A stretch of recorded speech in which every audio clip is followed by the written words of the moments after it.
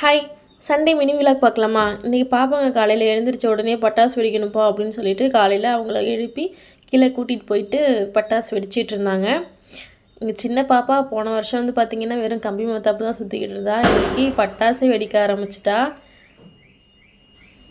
பட்டாசில் நல்லா வெடித்து முடிச்சுட்டு இன்றைக்கி எங்கள் வீட்டுக்கார் ஆஃபீஸ்லேருந்து கிஃப்ட் கொடுத்துருந்தாங்க. அது வந்து பார்த்திங்கன்னா அந்த ஹனி கேக்கு, அப்புறம் ப்ரௌனி கேக்கு, அப்புறம் பட்டர்ஸ்காட்ச் கேக்கு, இது எல்லாமே கொடுத்துருந்தாங்க.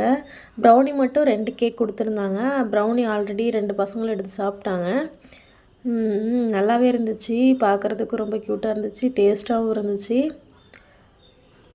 அதை பார்த்ததுமே ஓப்பன் பண்ணி சாப்பிட ஆரம்பித்தாங்க 2 பேருமே. சாப்பிட்டு முடிச்சுட்டு நாங்கள் ஃப்ரெஷ்ஷப் ஆகிட்டு கொஞ்சம் வெளியில் பர்ச்சேசிங் வேலைலாம் இருந்துச்சு. அதனால் நாங்கள் பர்ச்சேஸ் பண்ண போயிட்டு லன்ச் இன்றைக்கி வீட்டில் எதுவும் பண்ணலை. சரி அப்படியே கடையில் சாப்பிட்டுக்கலாம், ஏன்னா டைம் இல்லை. நம்ம பர்ச்சேஸ் பண்ணி முடிச்சுட்டு வீட்டுக்கு வந்துட்டு சமைச்சு சாப்பிட முடியாதுன்னு சொல்லிவிட்டு நாங்கள் கௌரி கிருஷ்ணா ஹோட்டல்லே சாப்பிட்டோம்.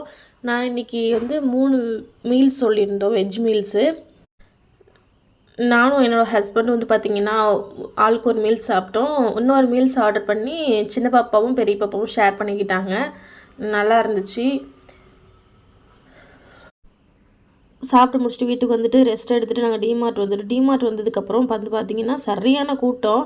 இந்த கூட்டத்தில் நம்ம போய் பர்ச்சேஸ் பண்ண முடியாது அப்படின்னு எனக்கு தெரிஞ்சிருச்சு. அதனால் நாங்கள் அளவாக மட்டும் தீபாவளிக்கு தேவையானது மட்டும் நாங்கள் எடுத்துக்கிட்டு நாங்கள் வந்துட்டோம். வந்து வீட்டுக்கு வந்து பசங்க 2 பேரும் பட்டாசு வெடிச்சுக்கிட்டு இருந்தாங்க.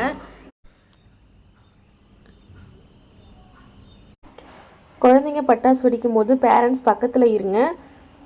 எல்லோரும் சேஃபாக பட்டாசு வெடிங்க. எல்லாருக்கும் ஹாப்பி தீபாவளி.